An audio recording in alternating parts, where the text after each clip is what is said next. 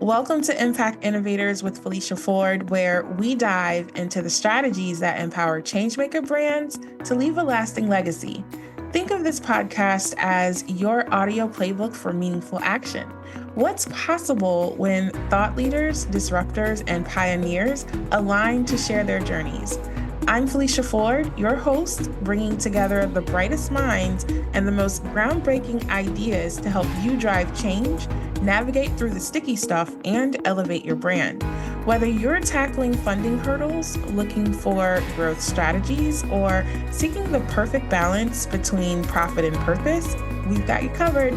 Stay tuned and be a part of a movement that's setting new benchmarks in how we think about progress, community, and doing.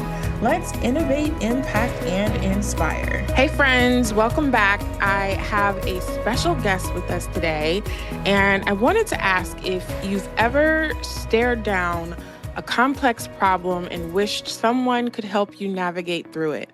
Maybe you're feeling stuck, knowing there's a potential for positive change, but unsure how to make it happen. This episode, we're peeling back the layers on systemic barriers, revealing how deep expertise and a holistic approach can catalyze meaningful change. Why do some strategies fail while others succeed? I want you to consider the pivotal role of someone with a comprehensive perspective and cross disciplinary experience in driving impactful initiatives. Today, I have someone who really sounds familiar in their approach to their work. We're having a conversation that bridges gaps and builds bridges because transforming systems can center around a smart, connected effort that resonates across communities. So I want you to meet today Lenora Johnson. Lenora is a licensed clinical social worker and intuitive strategist who's all about empowering people like you to overcome barriers. With over 18 years of experience in health and human services, she has a gift for transforming complicated ideas into actionable steps using her innovative New Kids on the Block method. From supporting new parents in perinatal and postpartum care to aiding veterans in the criminal justice system, Lenora is making waves in Portland, Oregon, and beyond. She's not just solving problems, but she's also equipping individuals and communities to lead changes themselves. So I want you to welcome Lenora. Lenora, thank you for joining. Thank you for having me here. I'm so excited. It was like you were saying those things. I'm like, I want to meet this person. I'm like, oh wait, it's me. But I love the warmth and really just having an opportunity to be here. So thanks. Of course, of course. When I was looking over your bio and your work and your website and all the things, I said to myself, "Oh, she reminds me of me." And how people who have this perspective of a love for people and an understanding of change not being this one linear thing, right? Not working in this silo. So when I tell you I'm excited for today, I am excited for today. All right. Feeling it. I am excited. I've been waiting to chat because I always learn something talking to someone because you're always in the room with a subject matter expert, right? And so I think that benefit of knowing the wealth that you will also share um, is always a welcome thing in my world. So I'm excited to go back and forth, as we say, kick it, talk Yes. about talk about life and things and how we make magic happen. Absolutely. Now, share with the audience, Lenora, a little bit more about you, your work, and what you're doing right now. Well, thanks so much. So um, I am currently building a health and wellness organization. What I found growing up as a Black kid in Detroit was health was only looked at for sometimes what you could contribute. And so people would run their bodies into the ground, right? I'm from Detroit. So the big three, that auto industry, people were really used to working hard and not necessarily being able to live longer. And Right. so I wanted to figure out, well, number one, what's happening in our community? Number two, let me get out of Detroit and see the world because maybe it's something that's just happening here.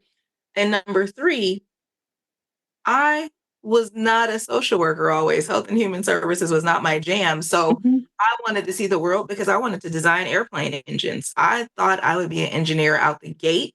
Mm. Um, so imagine going through, I mean, I was in STEM programs since I was in middle school. I was Mhm. building things in our home. And so this little kid who thought she was going to be an engineer grows up to find out she does not love it. And when I tell Ah. you I rolled out of control, I was like, oh, we'll talk about midlife crisis when they're in their like 30s or 40s. I had one when I realized I did not really want to do engineering. And so the gift that engineering gave me was a mindset to look at things at a small scale. I Mm. mean, microscopic. Yeah. And so being able to look at a problem and really look at it in detail, that I think is really what made me pivotal in doing social work. And when I transitioned, this was during the time of CSI. And so I took a criminal justice and forensic science class, fell in love. My teachers all happened to be federal prosecutors. They brought in everybody from the Secret Service to the FBI to the DEA to actual forensic investigators. We got to see the full scope. And I said, oh, I love this even more. These Mm. people are looking at things at a microscopic level. Yeah. Oh, we got to get in here. So as I started to do the work, I got an internship at the coroner's office and it changed my life. Now, this was during Katrina. So we lost some of our reps to go down to, Louisiana, kind of do the work down there. And as I worked in the coroner's office, I was like, I always thought I wanted to help people when they got to this place. And I realized I want to help people before they get here. I can't Yeah. help you when you get here. Yeah. At that Yeah. point, your story is ended. But how can I be a part of telling the story? So wrapping that up, I wound up moving to Florida, investigating child abuse, and some very nice social workers informed me, quit your job, go get your master's degree. And you're going to love social work. You can come back here and get a job at the hospital and we'll welcome you in the mother baby unit at any point in time. So I quit my job, moved, became a really poor grad student, got my experience, graduated from the University of Cincinnati, go Bearcats, and got that master's degree, started doing the work. And that's when I realized the conversations about mental health were too big. Mm. We were trying to solve massive problems without the infrastructure, without looking at it at its smallest scale, Mhm. without looking at it from a people level. And so, what engineering allowed for me to do was look at something like trauma. So, you mentioned New Kids on the Block. The reason why I call it New Kids on the Block, that represents anxiety, grief, trauma, and depression. If Mm. one show up, they all show up because Like you can't have one without having all four. the cousins you don't want at the party. Exactly. And when they show up, you're like, oh no, you ain't come here starting mess. So when I saw that they were always together, it didn't matter if it was from infertility to Mhm. postpartum, from children to adults. I started looking at things at this small scale. So I tell people trauma is a scale, and at its baseline is something bad happening. Boop, Mhm. right? Anxiety is something we worry about. When I was a little kid, kids had anxiety and adults would call them worry warts. Right. Like, "Who's a little worry wart?" They're always worried about something, right? So people actually recognized the fact that this was happening in children. Mhm. They gave it a nickname. And then I realized we had those kids who would be sad. There wouldn't be anything that would chill them, cheer them up. They would hang out. They didn't want to celebrate their birthdays. They were the kids that laissez-faire, laid back. And I realized, wow, grief in children looks like that in adults. Right. So I started to take each one of those pieces back, and then came grief. And when I looked at grief, I was like, whoa, we have high stimulus and low stimulus grief. We are always collectively going through grief. Low stimulus grief might be you graduate from college. What do you do next? Now what? Right, exactly. Oh, wow, I put all this money in. Am I going to have a job? Right. And I even took it back to high school. Mhm. When you graduate from high school, people give you a lot of pressure. You going to college? You in the military? What you gonna do? You got to get a job. And so I took it even further back. What else do we experience grief? Right? Elementary, middle school, those same transitions. If you had a favorite teacher in third grade, who would not be your teacher in 4th grade, you grieved. 3rd grade homeroom teacher, Right. that person wasn't taking on the same role. And so as I looked at it going back, I even went to like babies. And so when I looked at, can babies have grief? And I looked at a baby and I said, anybody who's taken a binky, a blanket, a pacifier from a baby who doesn't know what to expect, who doesn't know why you're taking it away, when you pull that out, can you differentiate the anguish in that baby's face as an adult who had something taken from them unexpectedly? And I was like, whoa, whoa, Oh grief is at its my smallest state. sister, I need a second. You just, I don't know anyone who's having this conversation right now Yeah. and looking at this.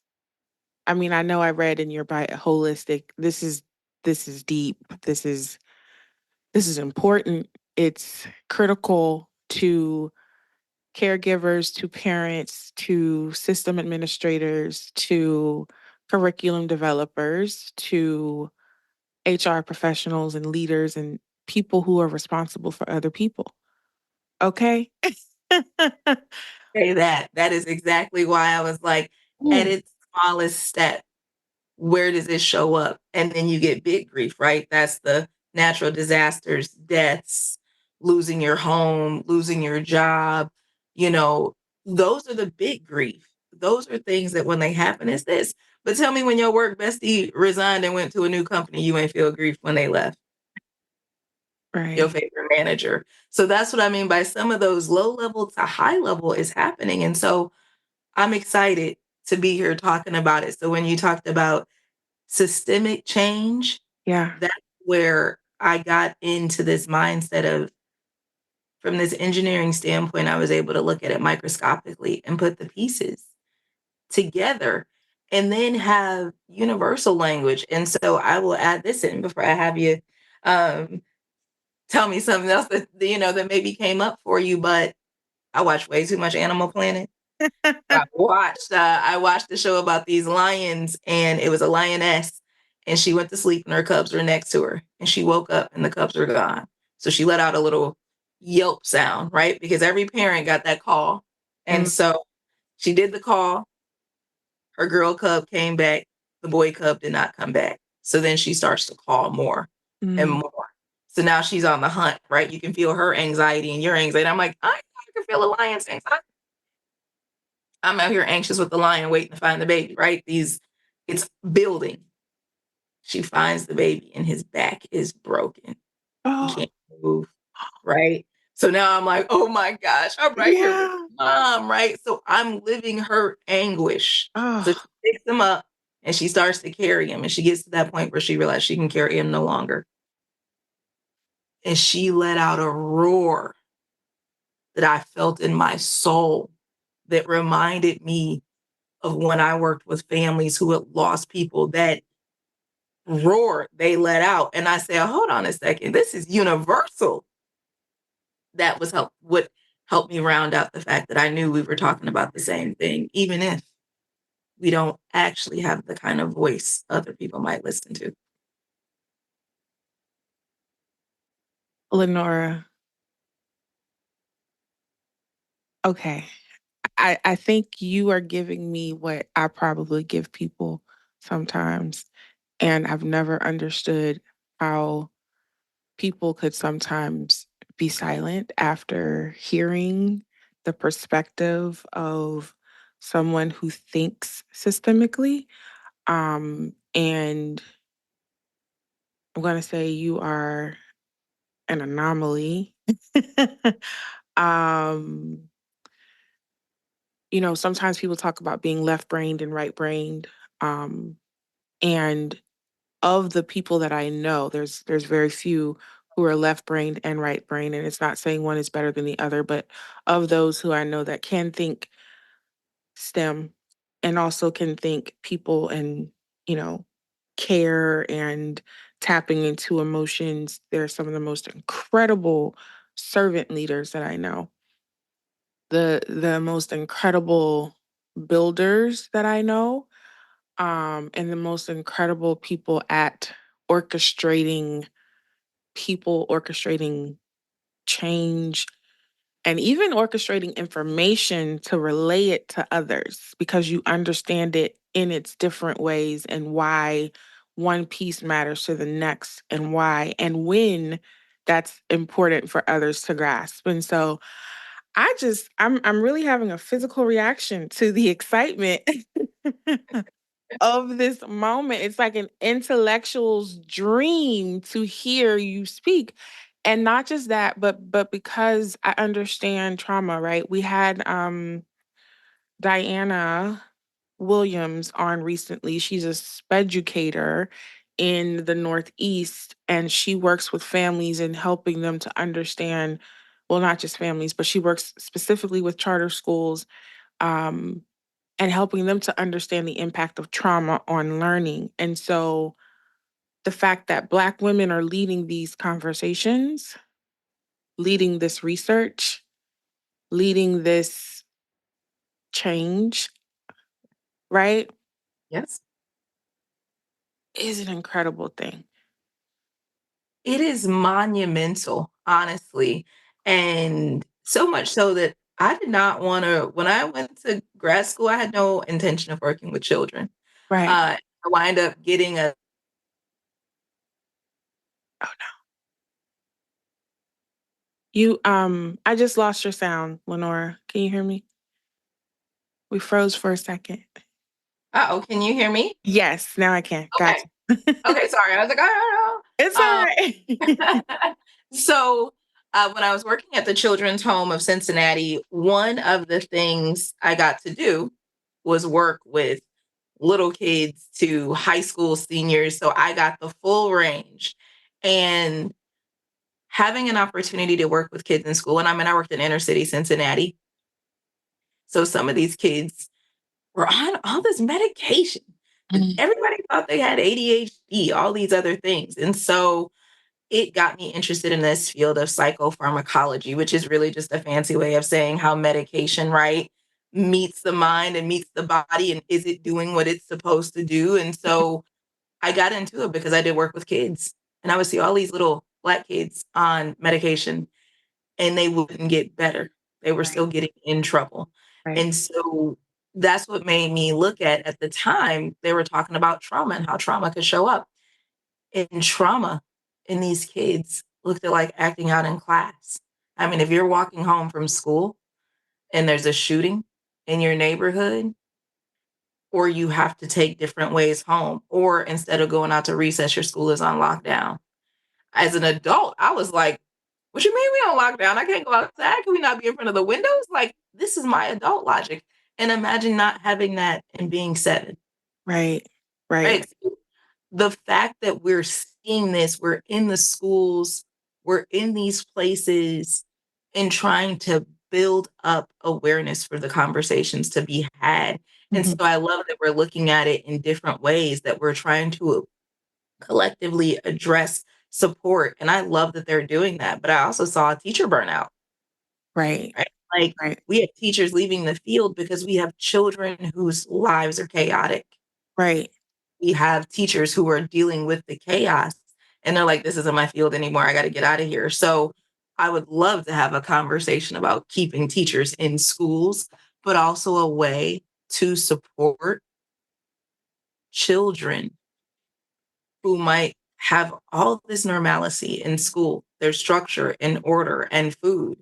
I know in my school in Cincinnati, every Friday, the teachers and support staff would build lunches and we Mhm, would give bag lunches for them to take home over the weekend. If mhm. you don't have food to eat, am I really going to be able to focus?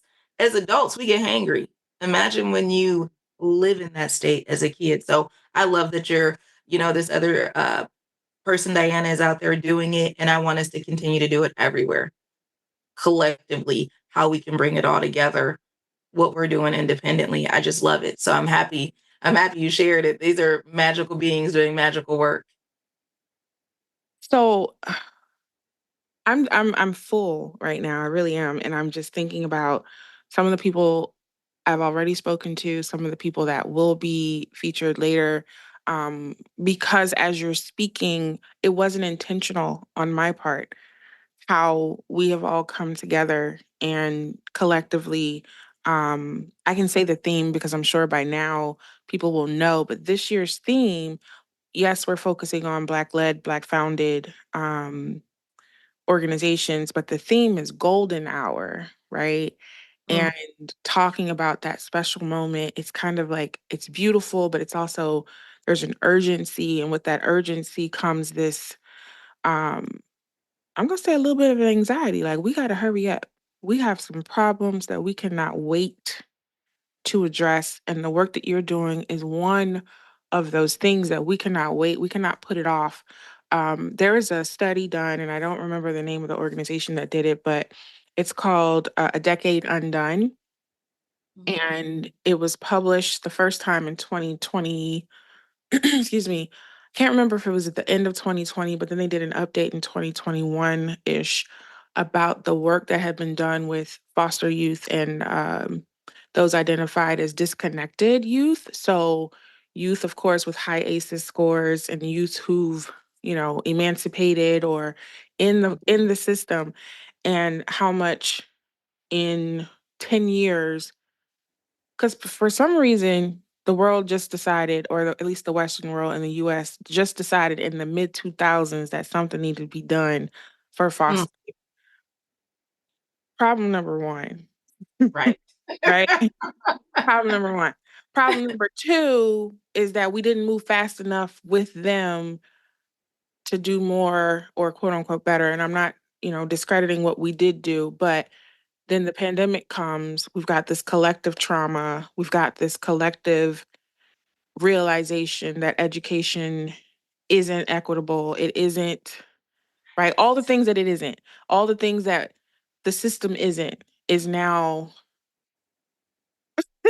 Mhm. spotlight, spotlight. But there are people like you, Lenora, who know the challenges, the daunting experiences that kids are facing, that the people that are working with them are facing, and some of what people don't understand. Um, and your methods help to simplify these issues so that people do understand. Um, Share with us what people can do to get involved or to reach you or to access you or to know, like, how can you help the people, Lenora? Well, thank you again. Um, I love the conversation. I love the discussion. And so one of the ways to reach me is through my website, lcandwellness.com. And what I have tried to do, because when I said how big the stigma is with getting, right? If you mention mental health, if you tell somebody you want to have therapy, or you feel something's wrong, but you don't know what to do, or you have a slow start. One of the things I created to support the new kids on the block is an actionable workbook called Eliminate Barriers and Accomplish Your Goals. And so that's also listed on the website. And what it is 11 activities that walks you through things. Just how you said, I feel full, the first activity is about feeling expression, because what I find is people don't know the range of emotion. And I know when I meet with them, they might give me a hot 3 or 4. I mean, some people can't move past anger, happiness, and I mean, that's a tough. Worry might be the third. But when I say that first activity is going to give you about 30, and you talk about where you feel it in your body. So we're going to reconnect that mind and body. The next thing we do is when you think about these things, you might get anxious. So we built in an anxiety, 3 of my favorite anxiety steps. So that's in there. It goes all the way through how sometimes we can do self harm. And I always like to say, if you know me, it's more than one thing. So when I looked at self harm, it was, yes, a form of physical injury, but I looked at the people who self harm out of self sabotage. Mhm. You actually can be like, oh, this is going so well. I can't believe it. Then you do something to bring the house down. Right, right. That is also a form of self harm. Mm. So when I wanted to expand that we don't need to see these things as just, as you said, linear, that the scope of self-harm had a range too. So that's on there. You can also find me on Instagram. So, Instagram.com/LC and wellness. I am out here kind of putting information. I'm on LinkedIn. So Lenora Johnson. is my LinkedIn profile. But I am out here and I share because, as you mentioned, I love that phrase, servant leader. So as I participated with, all levels of leadership from supervisor to program director for up to a $50 million program, I got to look at systems again in that way. And so I will share tips for leaders that I'm like, I'm not in your organization. I'd love to talk to you about organizational change. But how about we start with something simple like pre-schedule vacation with your employees every 6 months? Right. No, they're going to take time off because the more you know them, the more you can see when the edges fray. Oh, that's so good. That is so, so good. So, so good. Oh, my goodness. You know, I was about to talk with you about being a woman of color, being a Black woman in these types of spaces, but we're gonna go back to that in a second because you just talked about leadership's responsibility and taking care of people, and I capitalism competes with that, Mm-hmm. right? And sometimes it's difficult for people, and I'm not just talking higher education or, a counseling center, you have a team of people, or even in the school system, but we're talking bankers, Mm-hmm. financial advisors, Right. real estate, Mm-hmm. a grocery store, retail, all the things, everywhere, everybody. If you have a heartbeat, this applies, right? Exactly. Exactly. It is so applicable in all places. We just kind of talk about things or we forget things that when I worked, on a team, and I will say I blossomed a lot when I realized how many people knew how to walk away from an argument. So when I created this dynamic on my team where I said, look, we have to use a phrase, we have to come up with a code word so that if you hot, don't keep that conversation going because you're going to say something that I'm going to be able to take back. So instead of saying some things, it's going to say some things. Say, I need a break. I got a fire in my belly. You can say something funny, peanut butter jelly, whatever that thing might be. You say it. You don't say it in the middle of somebody's sentence. But our agreement as a team was if we use the code word, we need to follow up with the person within 24 hours. If you have not gotten control of those emotions yet, 48 hours was the maximum amount of time we would let an issue go.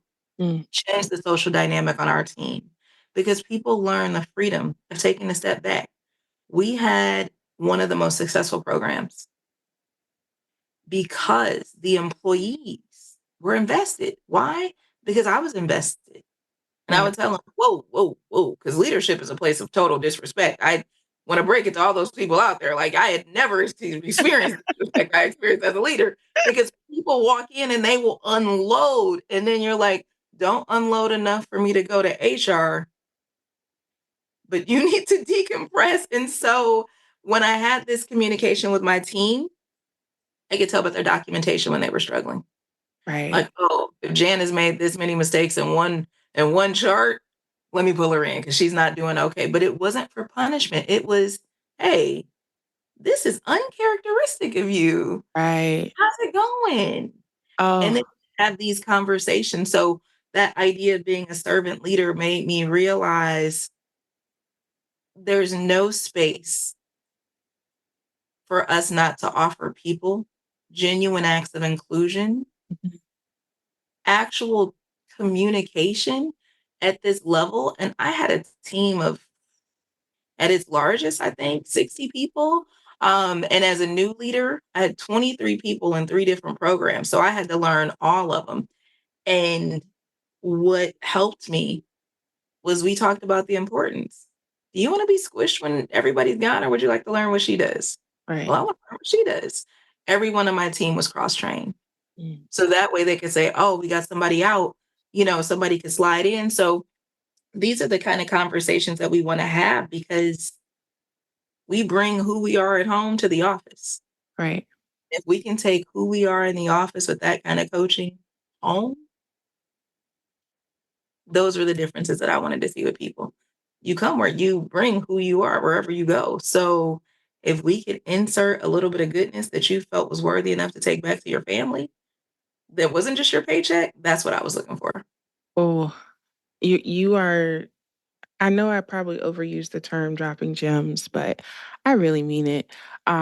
You just described, creating psychological safety in the workplace as a leader.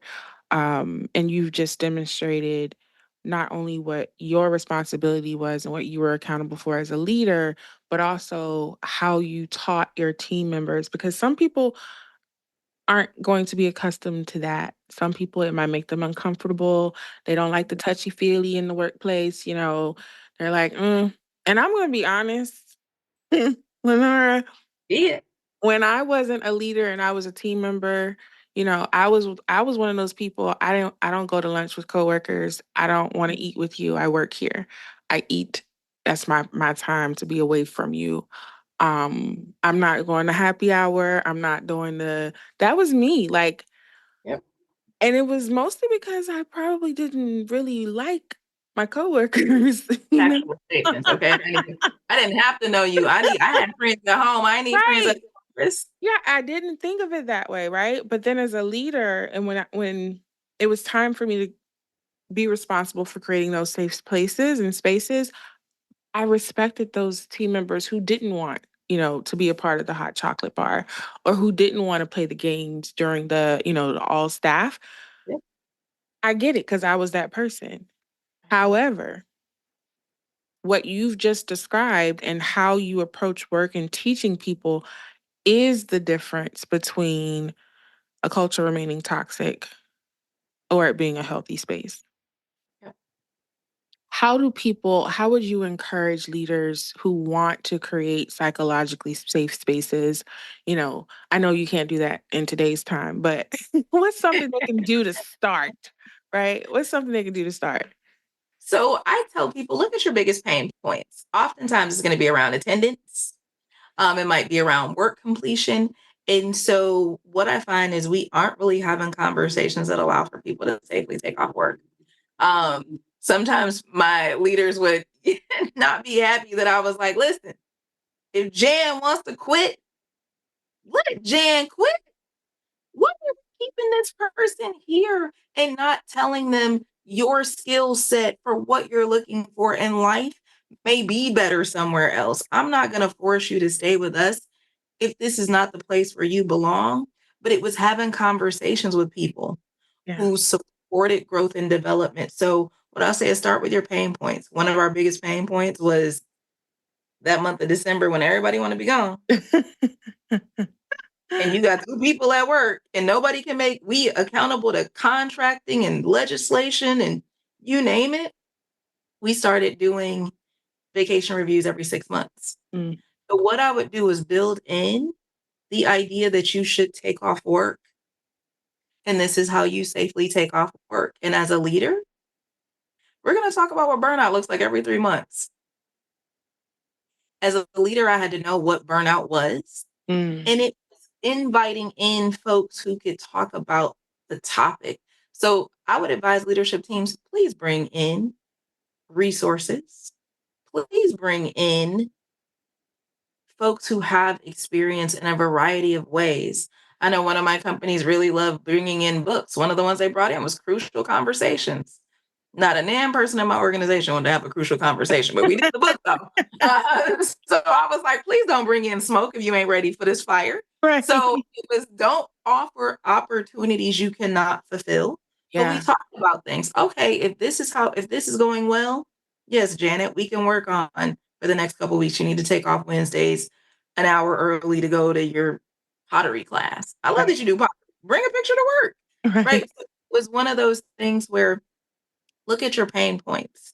Another thing that I talk to business leaders about, have a business plan for your team. Just Mhm, like I have a business plan to start my organization, I need to follow a program for mhm, what I'd like to have achieved at the end of the quarter. right. This isn't what you force people into. This is knowing what you want to do. And it's starting with the question of how do I want my team to feel at the end of blank? I wanted my team to feel relaxed and comfortable, content, confident. Right. They would say, Lenora, you're not going to put a plan in place while you're on vacation. I'm like, bro, my team is a well built machine. If Exactly. we have a crisis and they have to call you, trust me, the place is burning to the ground.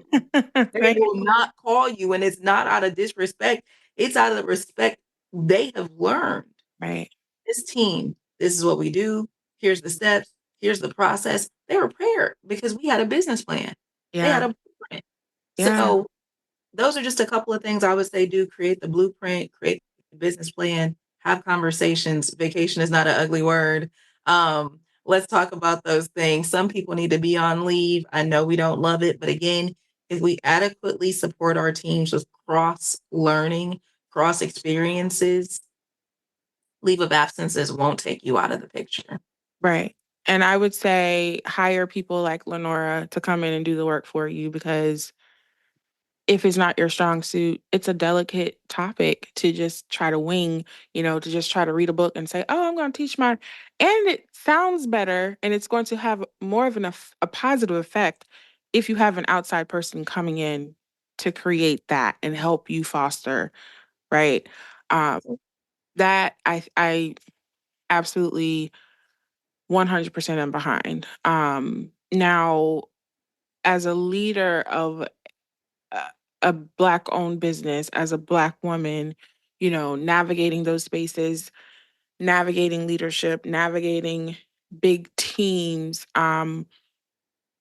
those of us who are in these spaces, we know what challenges we face. And for some reason, it can become faux pas to talk about the Mm. realities of what we face. But I am having these conversations so that we don't hide it anymore, right? So, what words of encouragement would you have for other Black women who are navigating in these spaces and they don't have psychological safety and their places? Now, me, these are my words. These are not Lenora's words. My words are get out.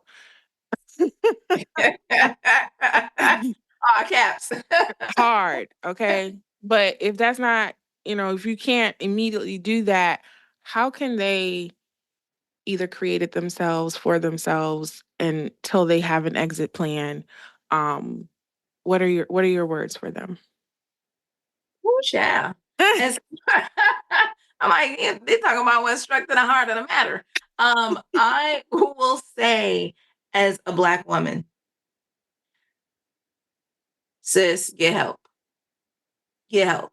Mhm. And I say that in find a therapist, find a person, because the psychological trauma of being in these organizations where you are the only Black person in a room and you might have the most degrees and you may have the most experience, and somebody looks at you like this underqualified affirmative action hire, some DEI catch-all, when I'm like, do you realize the other people in the room are the DEI catch-alls?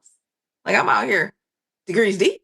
So the first thing I will say is get help. Talk to not just your friends, because there's going to be a level that you're going to need to get to that you also need to be able to walk away and have the confidence that nobody will throw it up in your face later. Right. That level of security, I would say, is one. Number two is identify what freedom looks like to you. Freedom, for me, I had to also determine the cost. I Right. got to a point where I was having conversations like, this email is full of microaggressions. I no longer have the ability to hide it. And I will go back, that's a microaggression. This is a microaggression. Um, and I realized they had to care. That part. And if they didn't, I needed to. So Right. I had to look at, what were my boundaries? Mhm. What were my values? I build that in so tough where it's upfront and clear. Here's my values. Here you go. And I put my values there on my LinkedIn. My values is everywhere because I need to know what I can do And when people talk about me, I want them to use my values, even though they don't know that they are. So in this conversation, you've dropped a couple of my values. Innovation is one of my values. Yeah. Diversity is one of my values. Yeah. Engagement is one of my values. Accountability is one of my values. When people engage with me, they might not use those exact words, but they know I'm going to create something. They know I'm telling you do this. So when I'm talking to these beautiful Black women in these rooms of leadership, we need support. Find you another leader outside of your organization to talk to. Felicia Hatcher said Black women are over mentored. We don't need no more training in some of these areas. We don't need no more of that. What we need are growth models, and we look at people. So I would say get some help. Find you an actual group of folks that are doing what you do outside of your organization.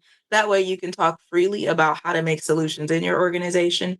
The other thing that I would do, I know people done whitewashed it. It's a terrible thing, but I'm telling you right now, get your self-care game all the way up. Okay. All The way up. All right, like we up here on Fat Joe ceilings, okay? Like get all the way up there because it will save your life. I have some of the most racist situations ever. Sis ain't got nan gray hair, okay? The roots of that because she got still. The self-care is so strong. It is so consistent with me that the idea of not doing it is not an option. So that's just some of the things that I would say that kind of help you stay in those rooms. But if you know what freedom looks like, you know how long you can tolerate an environment.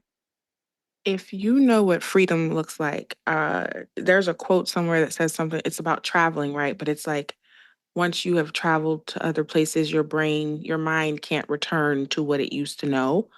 Mm-hmm. When you know what freedom looks like, I'm going to say you become unemployable, but Okay. You become employable in the way in which you want to be employed. Now, my form turned into this woman-owned business that we have right here because I knew what I needed to be free. Mhm. Right. And I Right. was one of those people that struggled. I was one of those self-proclaimed relationship struggle enders. I ain't resign often, like, unless I was doing something else. When I left my last job, the one thing I told people was I had built up the confidence to know no matter what, I could always bet on me. Yes. That was it. No matter what, I'm always gonna win because I'm always going to bet on myself. And Always. that was a part of the freedom is knowing that I would be safe. Mhm. If I wanted to go into another organization, I went in with boundaries. I Mhm. went in with a language that says, if you let me do my thing, tell me what outcome you like. Let me do it my way. I promise you we'll be successful. Yeah. It's going to look a little different because I'm a little different. Embrace your weirdness. All the time, I do things weird all the time. It works. So if we keep in a cookie cutter mindset and you force all your people to be that way, that's where you are. So what I like to say is we can have boundaries without being abrasive. Mhm. We can have boundaries while being assertive. But if our success looks passive aggressive, if our success looks passive, that isn't it. Absolutely. So that's what I mean by know the freedom, know what you tolerate and what you won't. Yeah. And when you walk in the door with that, trust me, your boundaries will be here. And I talk about how to get to boundaries. I talk about how to get to values, in my workbook activities because so many people don't, Right. Right. except for everywhere you shop does. Trust me, what's your value when you go to Walgreens? What they return policy say? Right. 30 days. Okay. You can't return these clothes. Yeah. Wash. They gotta be unwashed, unworn, tags all on. You know every business's boundaries and you respect them all. I think Not, that it's something that's not, I'm going to say that boundaries are cultural. Um, I have seen, I don't have research on this. I'm just saying from my perspective in navigating certain areas, but my perspective, it's cultural, and it's oftentimes that, um, you know, we as Black people are relied upon to not have an identity and relied upon to not have boundaries. And when we assert our boundaries, whether we're being assertive or perceived as aggressive, because they're going to think, how dare you? You know, you have the audacity to put limits on my expectations of you. Um, I've encountered that even as a leader in um, some high profile spaces, and learning how to navigate that and to address that. But I again appreciate that you're having these types of conversations and that you provided this resource, this workbook from the perspective of a Black woman, because there are resources, right, that exist, but I don't know of others who've come from the perspective of being a Black woman, understanding what it is to live a Black life and understanding how things look different. And, we've heard we can't fix what we don't acknowledge. Well, if you want to keep brushing things under the rug, then of course it's going to always appeal to others' preferences. And there's going to be continued discord. But I appreciate your work and how it's um, dismantling all kinds of things. And so we've talked about your book, we've talked about your method, we've talked about, how you're working with people, parents, systems, leaders, and what else can we expect from you, Lenora, and what you're doing? Oh, wow. I love it. Thank you for such a great question. Um, some of the things I have coming up, and I mentioned self-care because your girl loves it. Okay. So two of my passions, you said one, travel, the other, self-care. So something I have coming up, I am going to be sponsoring um wellness retreats, which are super exciting. So um we're going to do self-care retreats where we talk about how to take care of yourself. And so one of my fashions and my form of self-care happens to be connected to bourbon and or whiskey. And so I'm gonna do a wellness retreat down in Louisville in June of 2025, June 5th through June 9th, where we're going to go through roundtable discussions because there are all kind of people in the room, Mhm. from GMs, right, to solopreneurs like myself, to group practice owners, to everyday or individual contributors, right? That's what we kind of call our employees, those individual contributors. So there's going to just be beautiful minds melding together where we're talking about, and I call it uh, pour with a purpose, a cup of self-care. So that's one of the series that we're going to be doing. So anytime you see pour with a purpose, a cup of self-care is really, right, plan on words of you need to fill your cup, Yeah. right? And so as we do that, we're going to learn different ways from all varying degrees. Like I said, there's always a subject matter expert in the room. So having somebody there to talk about things are happening. And your girl is also in that wellness space. So I was a Zumba teacher for a while, but I have transitioned into the world of yoga because your girl is full figured. Okay. So when I get into these yoga classes and there aren't a lot of bodies in there, they're looking like mine, or the instructor's body doesn't look like mine. They don't know how to tell me, like, or you got some hips and a booty. They ain't telling you move your butt cheek to get to your sit bones, right? They ain't talking to us like that. You got to sit all the way up to get them sit bones, move them cheeks around or move them boobs around. So I decided that I wanted to have people of color in yoga space.